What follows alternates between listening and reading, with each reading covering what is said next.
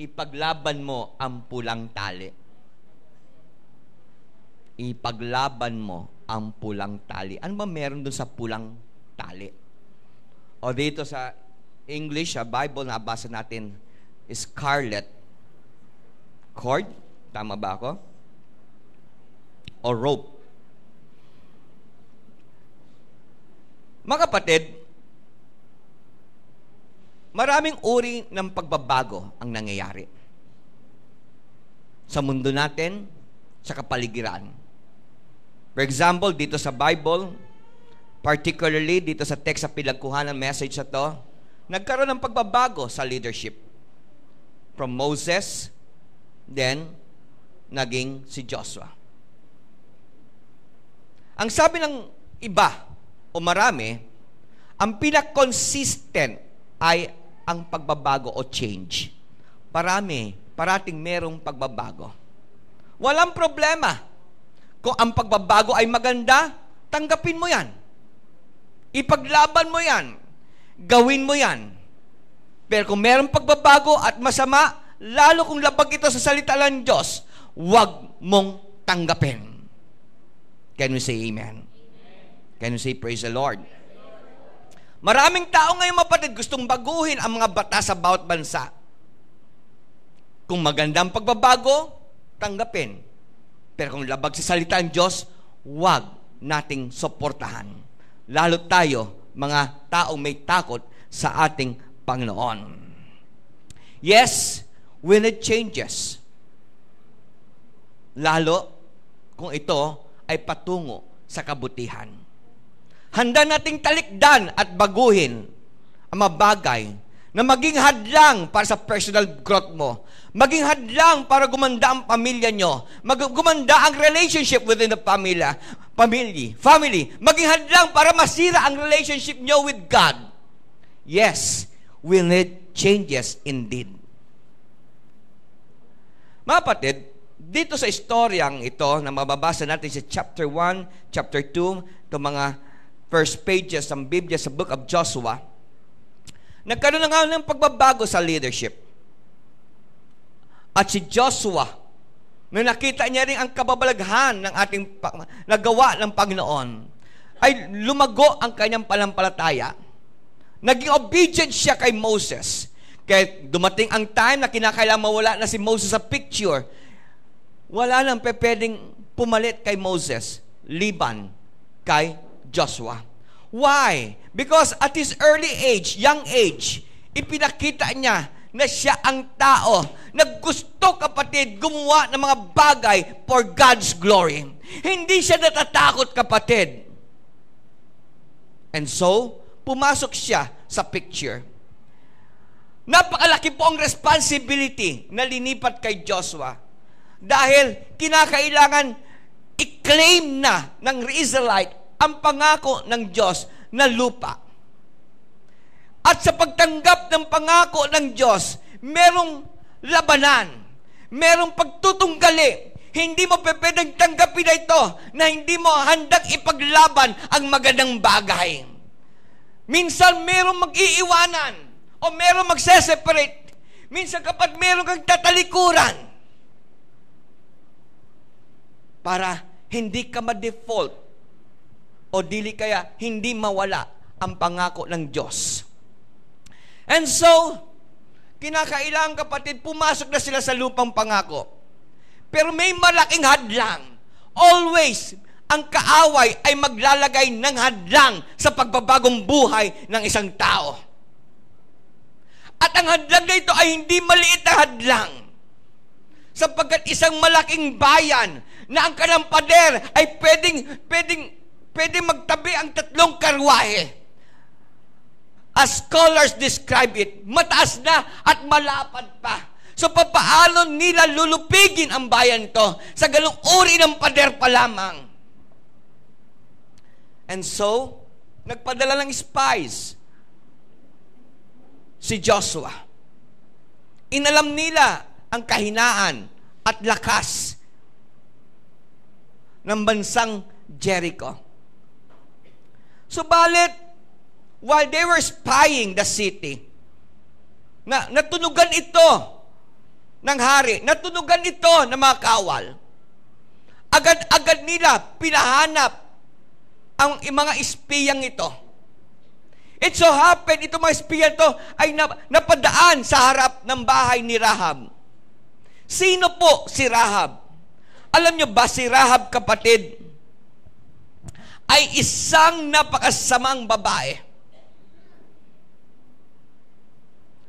The Bible or scholars describe her as dishonest. The scholar describe her, kapatid, na isang traidor sa kanyang bayan. Isang babaeng sinungaling. At ang pinaka-worst nung kapatid, siya ay isang prostitute. Marami na pong lalaki ang dumaan sa kanya. At marami na rin pamilya siyang winasak. Dahil sa pagpapatol sa iba-ibang mga lalaki. But, despite sa kanyang masamang karakter, masamang past, hindi niya tinanggi na tanggapin ang mga espiya.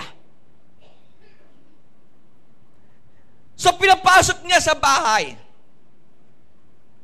Nung pinapasok sa bahay, tamang-tamang dumaan ang mga kawal at nagtanong sa kanya kung naandyan ba ang mga espiya. Ang sabi niya, wala. Pero nagpumilit ang mga gwardya. Pumasok sila sa bahay upang i-search ang buong bahay. Subalit, kapatid, naging mabilis si Rahab. Tinago ang 3 spy. Matapos hindi nila natagpuan ito, ang mga espiyang ito, umalis na ang mga kawal. And then, nag-usap ang mga spies na pinadala ni Joshua at si Rahab. Yes, she may be a sinner, a prostitute, a dirty woman, dahil pumapatol siya sa mga lalaki na hindi niya asawa. Isang maruming babae. But, bagamat siya isang masamang tao, na-develop sa kanya, kapatid, ang pananampalataya sa Diyos. Tinanggap niya ang isang Diyos na hindi niya kilala. The book of Hebrews and the book of James describe her as a woman who had faith sa Diyos, bagamat wala siyang personal encounter sa Diyos. Nakilala niya lamang ang Diyos ng Israel sa pamamagitan ng masabi-sabi o kwento-kwento. And you know what? Good news sa mga mataong makasalanan. Kung tayo po ay may takot sa Diyos, anumang nakaraan natin, gaano man ito kasama, the book of Acts, chapter 17, verse 30, quote ang sabi dyan, and the times of this ignorance, God weak. Ibig sabihin, kapatid, maraming pagkakataon. Kahit gaano po kasama nung nakaraan natin, kahit gaano karaming pagkukulang sa ating Diyos, pero pagka dumating ang time na mismo ang church o ang Diyos ay nangangailangan ng mga tao na handang ipaglaban siya, handang ipaglaban church, pinipikit din pala ng Diyos ang kanyang mata sa mga kamalian natin. Kumbaga may mga pagkakataon habang ginagawa ng taong kasamaan, it is because merong malalim na bagay sa puso mo at dito sa isang malalim na bagay sa puso mo ay nakaluklok ang Diyos. Merong pa nga pagkakataon pala. Kung sakali man dalang kahinaan mo karupukan, may ginagawa ka. Ang Bible ang sabi, there are times pinipikit ng Diyos ang kanyang mata para hindi niya makita. Hindi naman ibig sabihin siya'y nangungunsinte. Ibig sabihin, handa magbigay ng pagkakataon ng Diyos sa bawat tao na gustong magbagong buhay. Let's just worship the Lord, kapatid. Huwag natin sayangin ang pagkakataon na binibigay ng Diyos. And so, kapatid, nakipagtipanan si Rahab sa mga espiya na dala ni Jacob. So matapos siya maligtas ang mga espiya mula sa pagdadampot ng mga sundalo ng kanyang bayan at marahil sila ipapatayin.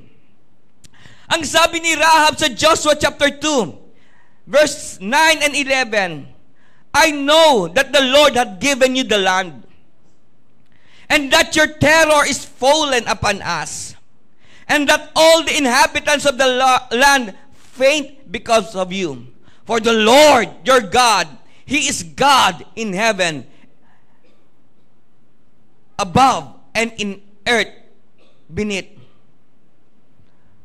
Obviously, kitang-kita kapatid, bagamat siya isang masamang babae, traidor, sinungaling, walang halos makikitang maganda, liban sa pagtanggap sa mga anak ng Diyos. She was manifesting faith towards God. Kaya pinagpatuloy niya kapatid ang pagkikipag-usap sa mga espiya. Verse 12 and 13 of the same chapter 2 of Joshua, ang sabi diyan, Now therefore I pray you, swear unto me by the Lord, since I have shewed you kindness, that ye will also shew kindness unto my father's house, and give me a true token, and that ye will save alive my father, and my mother, and my brethren, and my sisters, and all that they have, and deliver our lives from death.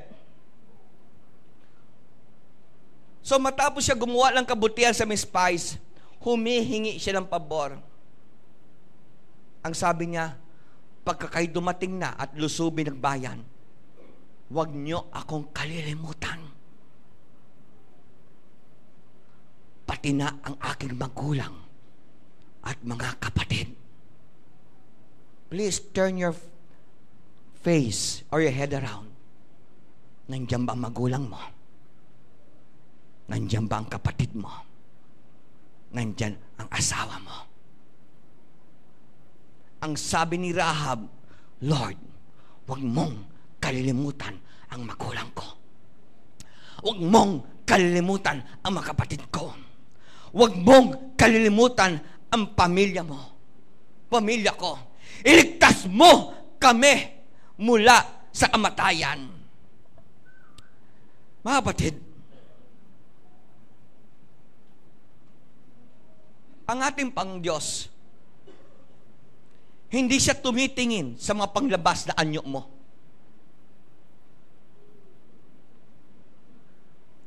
Kung tinignan po ng mga espiya ang panglabas ni Rahab, pwede lang sabihin sa kanya, hindi ka namin pwedeng ligtas dahil yung ginagawa mo ay labag sa salita ng Diyos.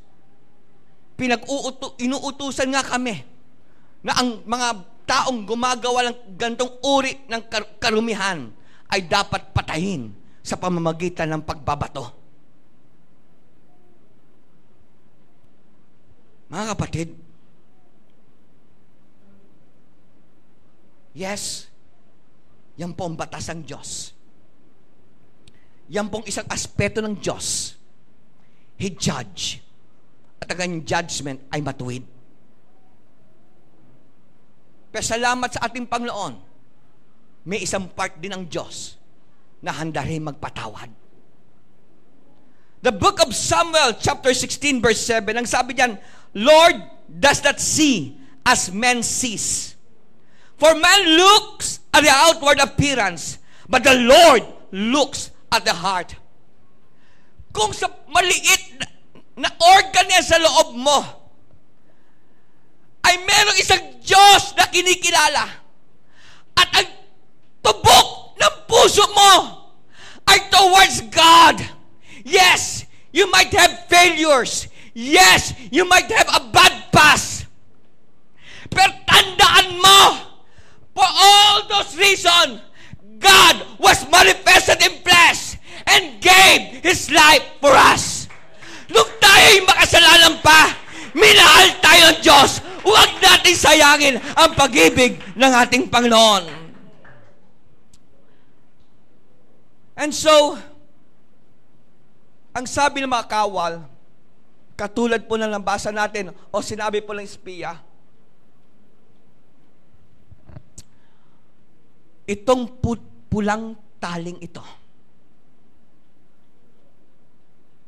ay isang palatandaan na kung itatali mo ito sa bintana nyo, ito ay magpapaalala sa amin na meron kaming pangako sa iyo. Kaya pagka nakikita mo na kaming dumarating at lumulusob na kami dito sa bayang ito, huwag kang mag-aksaya ng panahon na ipunin mo ang mga mahal mo sa buhay at ipasok sa tahanan mo. Dahil ang obligasyon lang namin, ang responsibility lang namin ay doon sa mga taong nasa loob ng iyong tahanan. Hello? Are you listening? Naririnig mo ba ang tinig din ng Diyos? Ang obligasyon ng espiya ay doon lamang sa mga taong nasa loob ng tahanan. Pagka sila ay nasa labas, hindi na kami sisingilin ng Diyos sa aming pangako. Dahil nag-usap tayo, Rahab, ang aming sasagutin lamang ay yung pinapasok mo sa loob ng tahanan. Ganon din naman, Rahab, kung hahayaan mo ang taling ito na mawala, hindi namin pananagutan. Dahil tungkulin mo na poproteksyonan mo ang tali na yan, na walang alamang bagay ang pwedeng mag-alis o sumira niyan. Dahil yun lamang ang magsasabi sa amin na meron kaming pangako sa iyo. Pag hindi namin nakita yan, the covenant is broken. Hindi po maliit ang bagay patungkol sa pulang tali. Because it speaks about their welfare. It speaks about their protection. It speaks about their life. Pagka hinayaan nila yan, wasak ang pamilya ni Rahab. Are you listening? Are you listening? Mga kapatid, wala lang ibang paraan para ang tao ay maligtas liban siya ipanganak sa tubig at ng Espiritu. Nang ibig sabihin, mabautisman sa tubig sa pangalan Jesus Christ at tumanggap ng banal na Espiritu. At ang initial evidence of speaking of baptism of the Holy Spirit is speaking in tongues. Pero hindi sapat na tanggapin lamang ng tao yan. Hindi yung bagay na yun, hindi dyan tumitigil ang salvation. Kinakala ito'y tuloy-tuloy. Kung pwede salang isang tao ay kumain lamang isang beses at tapos na. Pero hindi.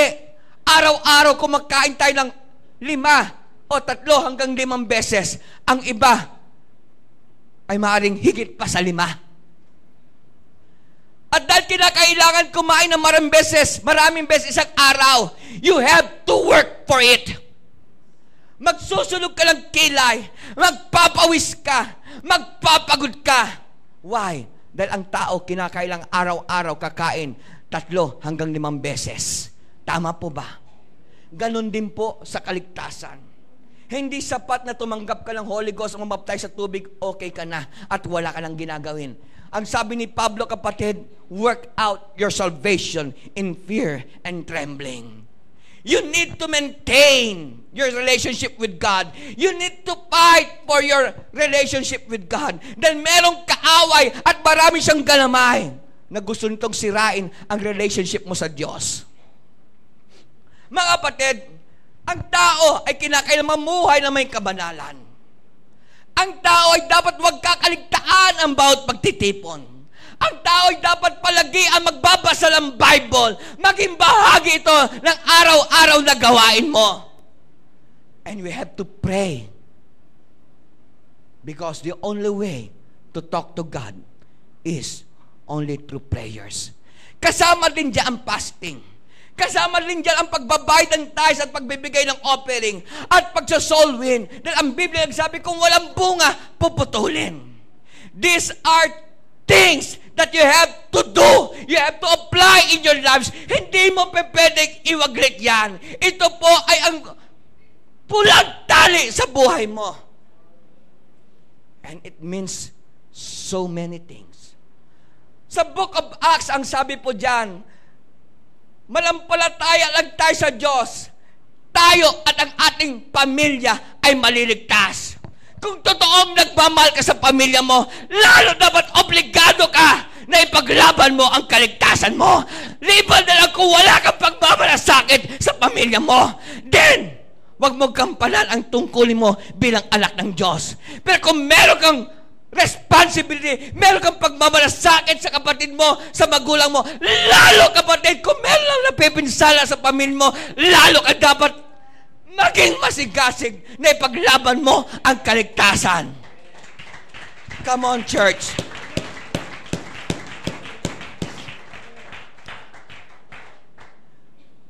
So, ito mga bagay patungkol sa kaligtasan nyo ay isang pulang tali na kailangan natin huwag mawala sa atin. Naalala nyo ba, kapatid, during the Passover, na ang angel of death ay lumakad sa bawat bahay ng Israelite at Egypt. Ang sabi ng Pangdiyos sa pamamagitan ng Moses, kinakailangan may dugo ng tupa nakapahid sa doorpost nyo. It is a mark. Yes, ang iba, maring sasabihin lang na dugo lang yan. Pero mahalagang bagay yan. Dahil yung dugo na yon sa kanilang mapintuan ay proteksyon ng lahat ng mga tao sa loob ng bahay. Lahat ay magsabi sa loob ng bahay. Tignan mo ulit paligid mo. Nandito ba mahal mo sa buhay? Nandito ba anak mo? Nandito ba magulang mo? Nandito ba mga kapatid mo?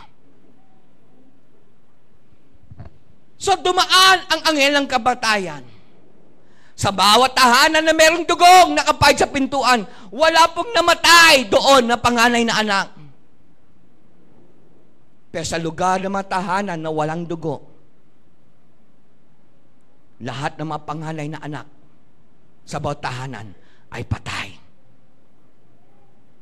God's responsibility ay hanggang doon lamang sa bawat tahanan na merong dugo. Israel's responsibility ay doon lamang sa tahanan na merong pulang tali.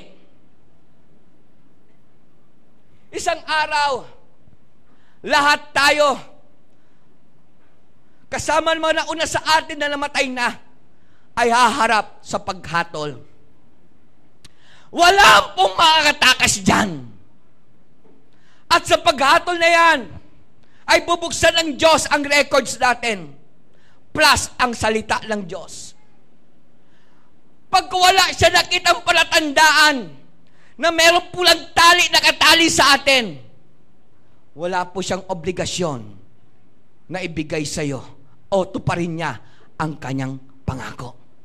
Dahil ang pangako niya lamang ay doon sa mga taong meron pong pulang tali. No one can escape the judgment. Walang sino man sa atin ang makakatakas. Matapat ka man o hindi, palaatin ka man ng gawain o hindi, nagbibigay ka man tithes o hindi, nagsasolving ka lang, may nasolving ka man o wala, may ministry ka man o wala, leader ka man o hindi, haharap po tayo. Haharap tayo sa Diyos. Kaya nga po, napakahalaga po ang doktrina ng kaligtasan. Hindi mo pwedeng babaling-walain yan. Napakahalaga po ang pagbabasa ng Bible araw-araw. Dahil hindi malaking bagay yan. Dahil the Bible, nandito po ang salita ng Diyos. Napakahirap sabihin mo na tinatanggap mo ang Diyos. Pero minsan lang sa isang araw, hindi mo napubuksan ang Biblia.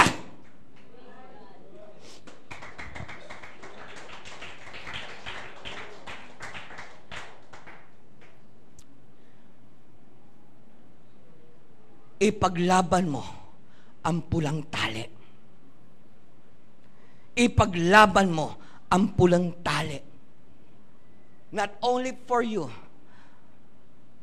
but also doon sa mga sinasabi mong minamahal mo, anak o magulang o kapatid. Huwag mong tanggalin ang kabanalan. Dahil kung nawala ang pulang tali sa bahay ni Rahab, walang pananagutan na ang Israelite sa kanya. Hindi po sa loob lamang isang araw, 2 araw nakabalik ang Israelite o ang mga espiya. It took time bago sila makabalik. Kung babasahin yung Bible, nagtago muna sila ng ilang araw. After ng pagtatago nila kay Rahab sa taniran, nagtago rin sila ng ilang araw sa bundok.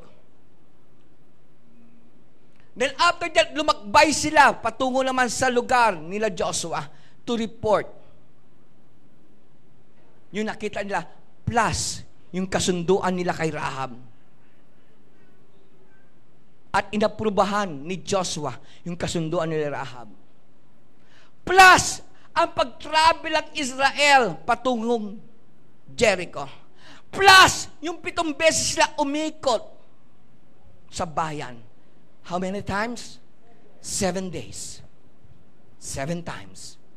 So, just try to imagine, mula dun sa araw na ngako sila at sa pagtali ng pulang rope sa kanyang bintana, ilang days o ilang weeks pa ang lumipas.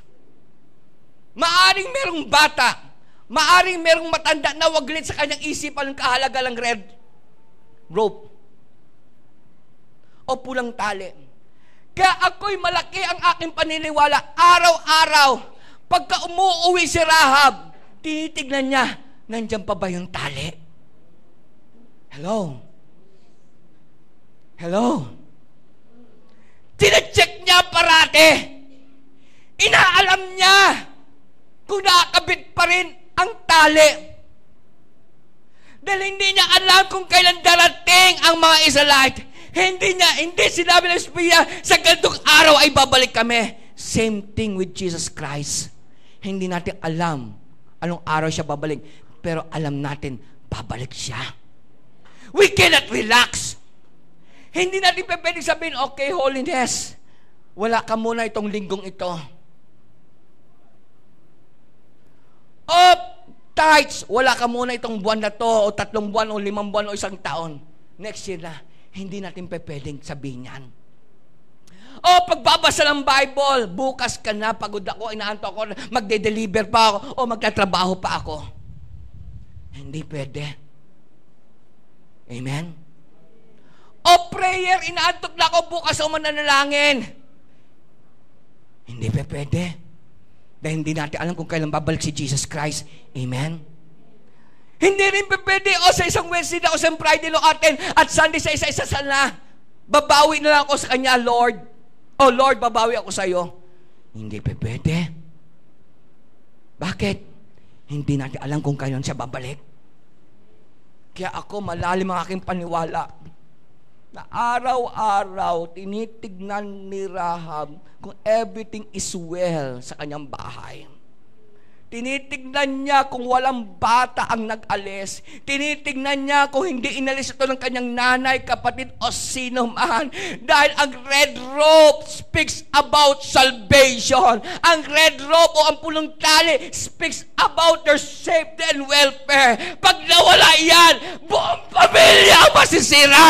Buong pamilya ang masisira. Mahal niyo ba ang pamilya niyo?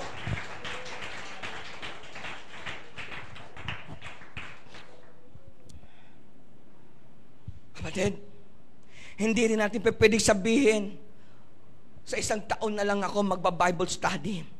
Hindi rin pwedeng natin sabihin, next na akong youth camp o fellowship mag-speaking tongues. Upo lang ako dito, hindi ako mag-altar calling. Why? Dahil mahalaga ang mga bagay na yan. Hindi rin pwede tumigil ang ating paniniwala sa miracles.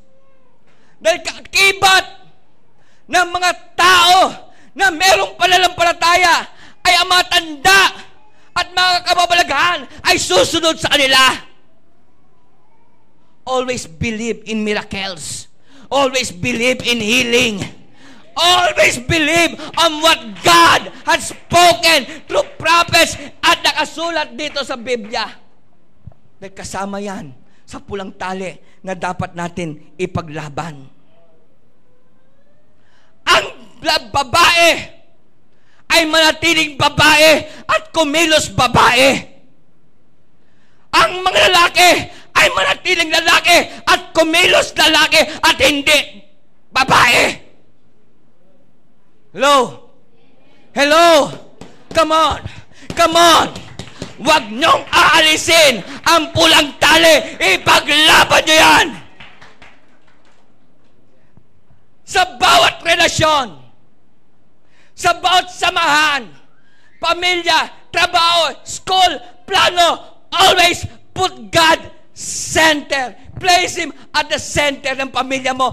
Place Him at the center of each relationship. Place Him at the center sa lahat ng plano.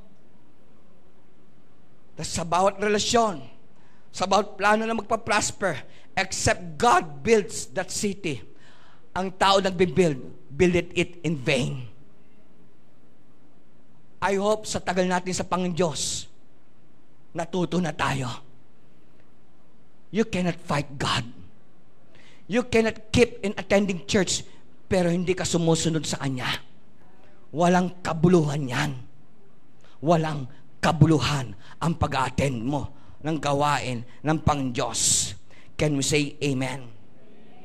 There are times sa ating paglalakad sa daan ng kaligtasan ay marami tayong ma-encounter.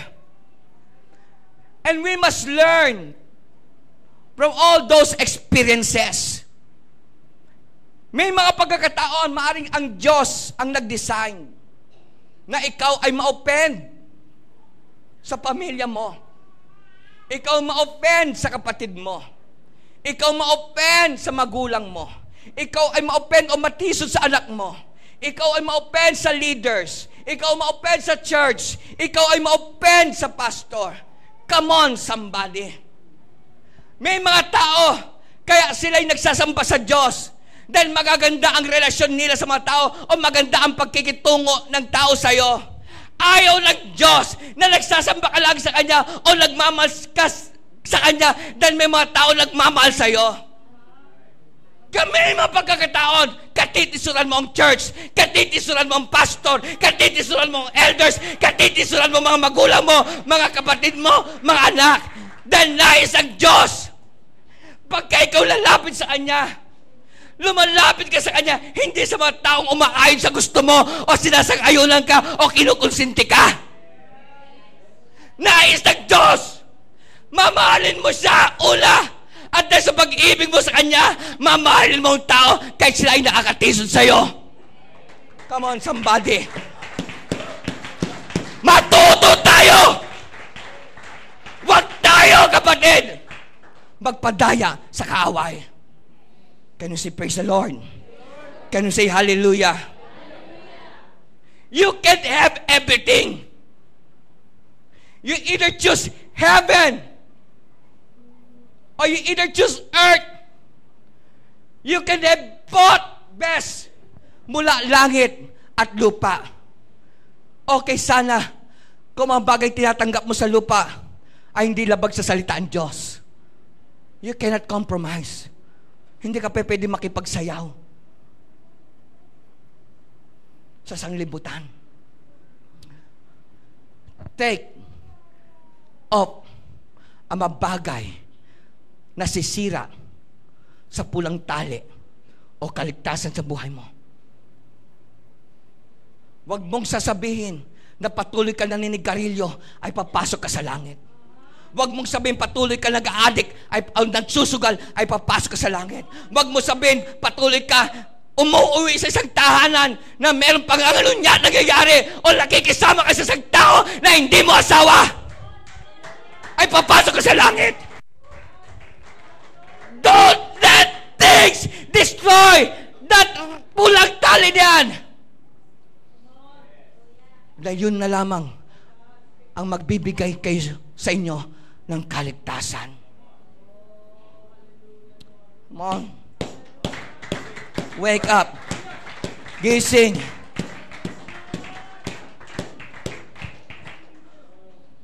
Let's just feel the Lord. God is here. His presence here. His Spirit's here. Oh, halabagalaya. Mahal kayo ni Lord. Pero hindi siya papayag na bababuyin natin ang pulang tali. Hindi siya papayag. Hindi siya papayag na babalingwalain mo ang kanyang salita. Hindi siya papayag. Ang kanyang pangako ay hanggang doon lamang sa mataong pinaglaban ang pulang tali. Sa anong paraan, kapatid, araw-araw titignan mo, pag-uwi mo mga anak, nandiyan pa ba ang pulang tali? Tatay, nandiyan pa ba ang pulang tali? Nanay, nandiyan pa ba ang pulang tali? Hindi uuwi ka lang, di mo pakikialaman ng hirap sa tahanan. Mga anak mo, kung namumuhay pa sila kay Lord.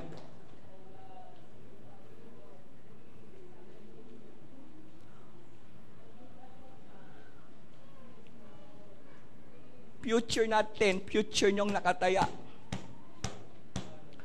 Fight for your salvation. Fight the battle of God. Huwag mo rin ilalagay, makinig kayo mabuti. Tayo, magaling tayo magpaliwanag, magaling tayo magpalusot. Tandaan mo, hindi lahat ng sinasabi mo katanggap-tanggap sa Diyos. There is a way that seemeth right unto men. Sa'yo lang, mukhang tama yan. Pero sa Diyos, hindi. But the end thereof are the ways of death. Wag kang gagawa ng mga bagay na ikaw rin ang may kasalanan, na ang church, ang pastor, ang leaders ay mahilalagay sa kahiyaan. Come on, maging responsible ka. Dahil sa mga pagkukulang mo, ay maaaring mapapasama ang church. Hindi mo ba alam, ang church na lang ang pag-asa natin? At maraming tao naninira sa church, ang demonyong naninira sa church. So saan tayo tatayo? Ipaglaban natin yung church ni Lord.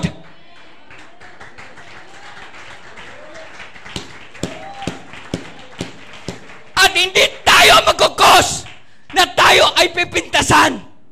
So paano pa sila papasok sa church ni Lord? Tulad ng sanctuary. Gising. Maging more responsible ka. Dahil sa pagkukulang natin, ginagawa natin parang tayo pa ang masama o ang church. Can we say, I love you, Jesus? Let's just worship the Lord. Let's just worship the Lord. Kahit nakaupo ka dyan, pwedeng kumilos ang banal na Espiritu. Oh, hallelujah! Hallelujah! Hallelujah! Hallelujah! Hallelujah! If you want revival, alam niyo ba ibig sabihin ng revival? Ang taong tigang sa banal na Espiritu ay nakatanggap ng banal na Espiritu at nagpatuloy sa Diyos. Yan ang revival. If you want revival, if you want victory, ipaglaban mo ang pulang tali. Huwag kang papayag, mawala yan. Tumayo tayong lahat, mga kapatid. Hallelujah. God is here. Hindi kinakailang persahin kayo pumunta rito sa harapan. You need the Holy Ghost. Come on. Oh, hallelujah. Hallelujah. Hallelujah. Hallelujah. Hallelujah. Hallelujah. Let's just humble ourselves. Let's just repent. Let's just ask God to forgive us.